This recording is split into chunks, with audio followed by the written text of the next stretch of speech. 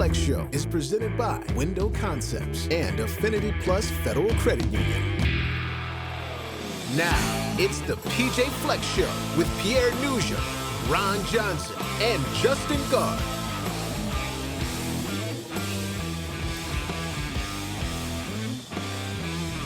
Welcome in, everybody, to another edition of the PJ Fleck-Show. Joined, as always, by the head coach of Gopher-football, PJ Fleck, and alongside Gopher Hall of Famer Ron Johnson, KFAN's Justin Gard. I am Pierre Nugent. Gophers have a little bit of a setback against Illinois. 27-26 is the final. Illinois coming up with the victory. Coach, when you take a look at the film, the defensive miscues in the second half, is that what really stands out to you about this game when you look back on it? It stands out, I think, when you watch the TV copy, and that's the last thing you see. But other than that, there are so many plays within the game that we didn't execute on the offensive side, defensive side, special teams to even start the game. It's too bad because I thought our guys played their best football. Again, not a complete game yet, but there were so many things we've grown from since the beginning of the year. I mean, this team that we have now would beat the team that we started with, and that's how I have to measure, are we getting better, and that's for sure. But we're still making too many mistakes in really crucial moments under the pressure of the situation, which some would say, okay, that's expected with some of the inexperience out there, but we're in game 9.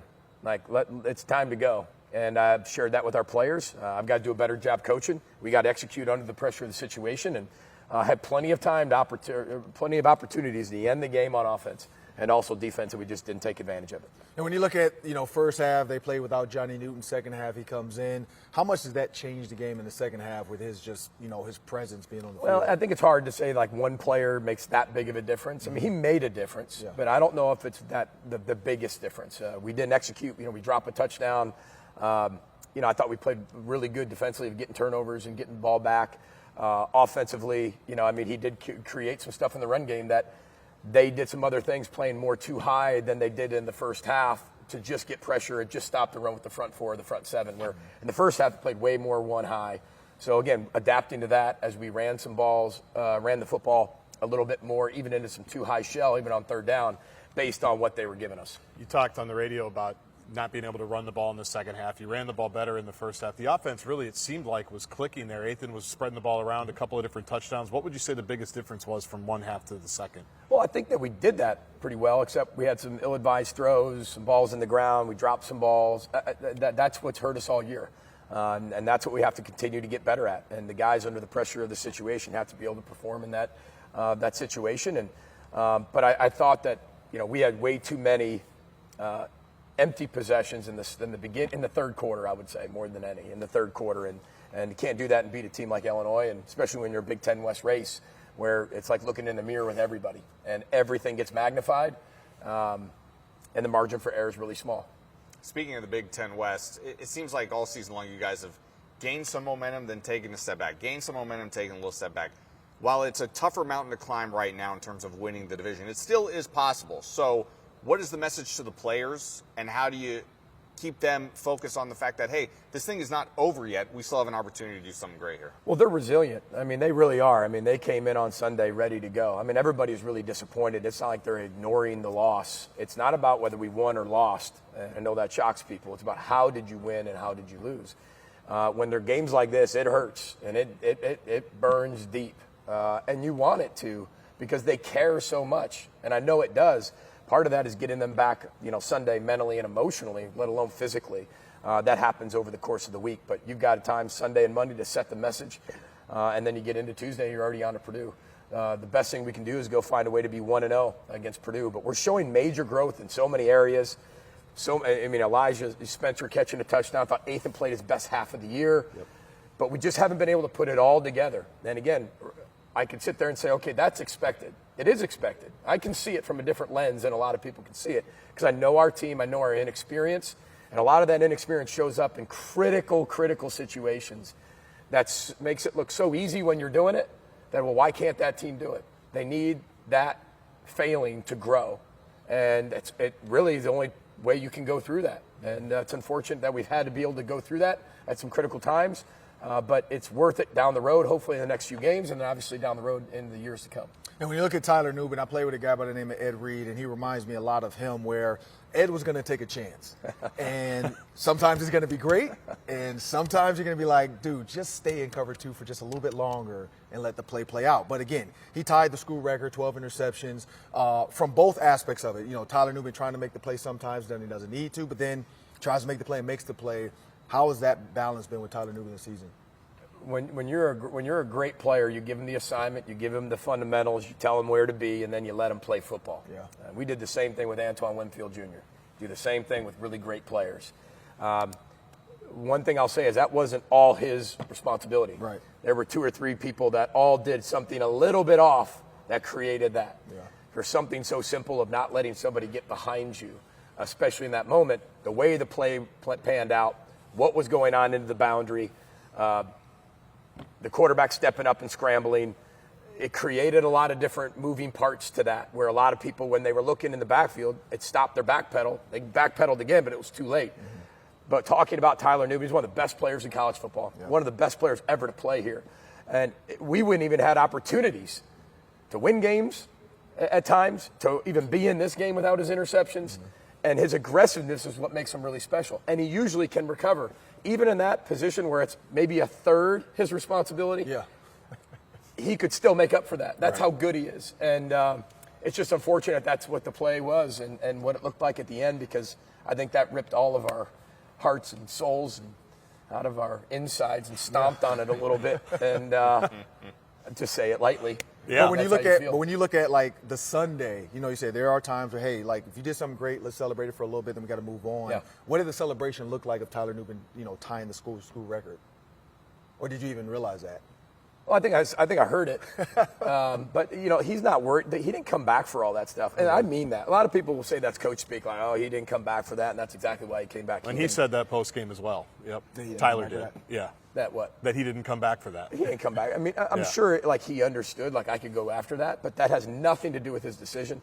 Nor did he knew when he caught that ball, I did it. Right. He never said it. He didn't say keep the ball. He didn't say, coach, I did it. Right. He had no idea. Yeah. That's what I love about him is he's so selfless, and he's such a great football player, and he plays so hard and passionately that there's times when you have a passionately aggressive player, everybody loves it when it's going in our favor. And sometimes when you're just, and again, it wasn't all his responsibility, but maybe a third of it, and put one of the third on me and another third on another player, and the next thing you know, it gets behind you. And he's a great player. That kid made a heck of a throw. So, it's unfortunate, though. That's a hard way to lose. To clear it up, I did not play with Ed Reed. In case anybody at home was wondering, that was just Ron. I've never. Eddie Pierre, Reed. sure. He played with Eddie Reed, the old backhand tennis player. That's right, Eddie Herr, international. Over Look it up. area. Tennis player. That's right. Yeah, out west. Eddie Reed. What were we talking about again? Part of the reason football wasn't in the cards for me, I can't imagine having to try to tackle Brevin Spanford. He had kind of, for me, a vintage Brevin Spanford touchdown in the first half the other day. Something's been unlocked with him. We talked about kind of the struggles and adversity he went through during the beginning of the season. How did he get through those, and what type of player has he been here the last couple of weeks? Yeah, this is going to sound, here goes coach again, but they're kids. There's a lot going on in their lives. And you're diving into that with 130 of them every day, and it is an adventure. You brought it up in our radio show, and Jim Tressel always used to tell me, why do you coach college football? And he would say, because you never know what's going to happen. No 2 days are ever the same, and that's what makes it really exciting. These are not adults. These are young men becoming adults, right? And they're still somebody's kid at this age. There's a lot of things that go on. And sometimes baseball players, they're 0 for 20. And then they get to one playoff game and go 4 for 4, and they won the game. It happens in football. I'm just really proud of him for staying the course, believing in himself. Nobody works harder than him. He's been working at his game constantly, and it's paying off for him. I want to change gears here for a moment, if I may. There was a report published last week about the Big Ten coaches and Big Ten ADs meeting about the situation of what's going on in Michigan. What insight can you provide to us in terms of how that meeting went, and what would you like to see be done, if anything, about the situation in Michigan? I have zero insight for you. I can't give you any insight. There's messages all over the place, articles left and right. I really can't give you any direction on that. And really, I'm not responsible for handing out those things. I have enough issues. I have enough things going on in our program that I don't have to be responsible for somebody else's and don't have to make that decision as the commissioner. So our focus has been Purdue, and it will be Purdue. We know we played them, and they're a really good football team. But a meeting of the coaches did take place. Of course it did. Yeah, it's been well reported. Yeah. Okay. All right.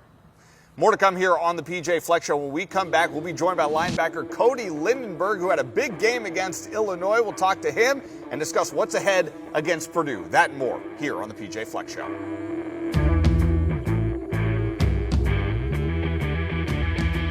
Let's row the boat. You're watching the PJ Fleck Show. Welcome back into the PJ Fleck Show, everybody. We are joined now by a very special guest, linebacker Cody Lindenberg, with us on set here. And Cody, first and foremost, it's been a tough season for you, only from the aspect of injury-wise. You haven't been on the field as much as I'm sure you would have liked to. But so first and foremost, how's the body feeling? How are you feeling after battling back from injury? Yeah, right now the body feels elite, to be completely honest with you. And, it's just a blessing to be back out on that field. And the best part about it is just, you put all that time and effort in to be on those fields for those, guaranteed 12 games. But it's being out there with my teammates and those brothers that you put in all that time and effort in winter, spring, and summer, fall camp for those guaranteed 12 games. And, that's just the best part for me, being out there with those guys, having fun. That's what it's all about. It's supposed to be fun out there. You're playing a game. At the end of the day, we're playing football. It's a game. Ever since you've been a little kid, we played this, and we get a chance to do it now. And there's no difference in it than it was then as it is now. And so I'm going to have you walk us through a play. But first, I know, PJ, you guys are really humble. But let me pat your back. I've watched the Michigan State game. I've watched you beat guards, centers before they get to you. The running back bubble screen out there, you were there, or bubble, you were there before anybody else can even get to it. You're seeing the plays faster than a lot of other linebackers. And I can tell the difference when you're on the field versus other schools' linebackers. But take us through the play. You punched out the ball against Illinois, forced fumble. Kind of walk us through that one. Yeah, so I'm matching my receiver. It was empty, and we got under our check. Matching the tight end. I see the ball is thrown, breaking to the ball, and we do a lot of these drills, like that specific drill. We say the guy you don't see is the guy who punches the ball out. And for me, I wasn't the guy he didn't see. And, breaking on the ball, and we do that exact drill. We're coming in. He doesn't see us. You got to look at the ball. You got to see what you're punching. Yep. So, even in our D-staff room, we got footballs, on these, the little door hinge. Yeah. You flick it and it goes like this or whatever. It's on one of those. So you punch that every day when we walk in. Okay. Just to get that into your mind that you got to see the ball when you punch it. And I think that's a direct reflection of our staff and what they instill in our brains to, translate out on the field. And, you got to have game reps. Just because you do it out here on the football field and practice doesn't mean you're going to go out there and do it in a game. Right. And first of all, you get the opportunity, which I was able to have, and then you got to take advantage of those opportunities with the practice and the preparation that you've instilled in that week. PJ, I remember last season, some of us early on in the season, can't recall exactly which game, but we were watching the game and said, who's this 45? And suddenly he's starting to become a household name around here. How have you seen this young man just evolve as a player? A ton. If I could take you back 2 years ago and show you where he was to where he is now, you wouldn't believe the difference. We use part of even just him as a young person. You see a picture of him 2 years ago versus what he looks like now. Non-tattoos, we're talking body composition. I think he's grown into one of the best linebackers in the Big Ten. Now, he hasn't played many games this year because of his injury, but you're not going to – we talk about smarter players or better players. This guy prepares just like a coach would prepare. He's thinking like Coach Rossi. He's addicted to football. He's such a great person off the field. Everything that you see is exactly what you get with him. And, I'm just glad he's a leader of our football team. And he's got plenty of years down the road to play for us and lead this football team. But, exponential growth from when he walked into from Anoka to where he is now. It's pretty amazing. I got two for you, but one, I noticed the tattoo because you brought that up. That's one of my favorite movies, by the way. I'm a big Batman, Joker. We can talk for hours about that. My wife thinks I'm crazy because if I had to pick somebody to be in the movie, it would be the Joker, which probably says a little bit about my mental state. But what is that? Is that your thought process on the field as a linebacker? Is that where you go? Yeah, a little bit changed for me, especially as a freshman. Coach like talked about, a lot changed. Just the way my mental process, the way I went about my business, and some of that is part of how I go about my actions, go about my business, and that's a little bit to it. And when you look at, rallying the troops, it's time to move on to the next game. I know that's every team does that, but PJ has really lives it, talks about it, breathes it. How do you guys move on from the Illinois game? Because when you say man, we're one play away, or we were 2 plays away, or we were 4-minute drill away, to then go into Purdue and say, hey, it's 0-0, let's start over again. Yep. So part of that is learning from your past to create your future. And if you don't learn from your past, you're bound to create the same mistakes over and over again. So with that game, first of all, look at the things you did well. We did a lot of things well in that game. Yeah. But also looking at what you didn't do well and being able to apply that to what you got to do next week for the next 1-0 championship season, which is Purdue this week. Yeah. So I think the big part of that is just really hitting home that we got to get better at a lot of small things, but still taking consideration of what we've done well and continue to build upon those too. You can't just set aside those things you've done well and rest on your laurels. Okay, this is cool. We're good at this, but we don't got to do better anymore. Right. But continually build on those little small things. Yeah, and Cody, what makes Purdue such a tough challenge this weekend when you guys hit the road? Yeah, they're a very well-rounded team. They got a good running back, good wide receivers. They can put the ball out on the perimeter. Quarterback is versatile, and it's just all facets of the game that I say they're very well equipped and prepared for. And same thing, we got prepared for all of those, and I think by the time comes, we'll be very well prepared for that. Okay. When you think about how fast, Coach, when you look at linebackers watching film, running backs, linebackers, again, when I say that, I'm not, spewing just BS. You move fast. You don't allow that guy to get to you, and that's the key with a middle linebacker. I'm not going to name the linebackers I played with, but I played with some great ones, and that's all I remember is their goal was, I cannot let this guy get me because I got to make the play. What makes him move so fast? Well, it's preparation, it's anticipation. Linebackers, they either have it or they don't when things are moving, because whether it's counter, whether it's power, whether it's zone, whether it's split flow, whether it's pass, whatever it is, screen, things are moving so fast in front of them. Can they have poise? Can they read and diagnose? And can they be one step ahead of the offensive line? Yeah. And that takes an enormous amount of preparation, an enormous amount of repetition in not only the required work in practice, but the unrequired. Nobody works harder than this guy. And I mean it. He's always attached to Joe Rossi's hip. He thinks like a coordinator. He plays like a coordinator would play. He's one step ahead. He knows the why. I've always believed this. If you know what, you can be the worker. If you know why, you can be the leader. Yeah. And he knows why to everything in our defense. He not only knows the linebacker position, but he knows the front. He knows the stunts. He knows where everybody's going to be. He knows everybody's job.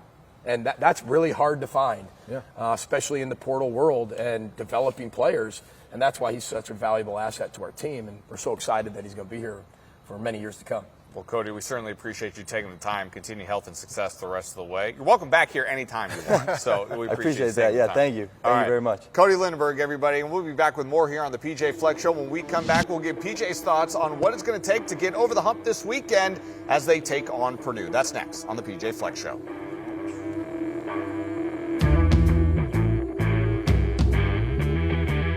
Welcome back to the PJ Fleck Show. Let's row the boat. Welcome back into the PJ Fleck Show, everybody. Time now to turn our attention to this weekend's opponent as Minnesota hits the road to take on Purdue, who are still trying to find their footing under first-year head coach Ryan Walters. PJ, when you look at Purdue, what stands out to you about this team in particular? Well, this team just blew out the team that we just lost to. So, that stands out to you. Yeah. Very similar style defenses, not the same, but Ryan Walters came from Illinois. Head coach of Purdue, they kept the defense the same at Illinois. Now, again, not exactly the same. There's a lot of similarities with it. But they've got two really good outside defensive ends / linebackers, rush ends, whatever you want to call them in their system. Some call them rovers, whatever they are. But they are number 4 or 5. They're in the top categories of tackles and sacks in the Big Ten, and they are a force to be reckoned with. They're both 280 pounds. They're both huge and long and fast and aggressive. And on the offensive side, they have one of the best playmakers in the country with number 4, who made a big play at the end of the game of this game. And a quarterback is a transfer from Texas. He can really sling it around. They got 2 really good running backs that have a great tandem. And we're playing at Purdue, which is always a tough place to play. So, we've got to work it out for us. We just got to keep getting better. The whole message is just keep getting better. We'll look at the end of the year, see where we're at. This team, like I said at the beginning of the show, is way better than the team that started game 1. And I'm really proud of them for that. So we just got to keep carrying that over. And you talked about the 2 running backs. When you look at, Joe Rossi having to put a scheme together, looking at that front 7, adding the safeties into the box, how do you, because you talked about that, the eyes and the split back stuff and the movement, how do you make sure everybody says, look, just play your keys, trust your teammates to make the tackle? Well, you hit it. You tell them and you coach them to do it. And in the pressure of the situation, they have to be able to do it. I mean, we're getting better. And I think JG hit this earlier, that it's unfortunate that we didn't win last week because there was so much great football and so many great things to talk about that everybody just wants to talk about a few plays that we lost. Right. And that's what's so hard, because as inside our walls, we're talking about how good the game was. Mm-hmm. Besides those few plays, this is a team that you've got to instill that confidence in. So I'm taking all those great plays. Of course, we identified the 4 or 5 that didn't work out so well. Mm-hmm. However, we're getting better. And that's what I want to keep doing with this team that we have in 2023. I just want to keep getting them better and keep having that 1-0 mentality daily and also on the weekends when we're playing our game. Lastly, in terms of getting better, real quick on Ethan. He's put together some really nice first halves. I think you can see the growth. What have you seen from your quarterback here in the last month or so? Because it's the QB, right? He's going to get all the attention. Exponential growth. I mean, he's not even the same kid he was week 1. And he's not even the same person he was in spring ball. I mean, just a massive amount of growth in the leadership and the maturity, the ability to handle tough situations. He's so much better at failing. Remember, he didn't play a ton of high school football. And even when he played here sparingly at times, that was some of the first football he's ever played in 4 or 5 years. So when you're talking about like his development, it's becoming more and more rapid. As we get in from the end of this year into next year, it's going to be a little smaller, but it's still going to be growth. And as he adds up all those days, hopefully it's a lot come next season. Yeah, certainly seeing a lot of growth from Ethan Kaliakmanis, and we will be looking forward to seeing the Gophers back in action this Saturday. Don't forget, the Gopher pregame show kicks off at 9 a.m. this Saturday, and join us again next week for more of the PJ Fleck Show right here on Fox 9.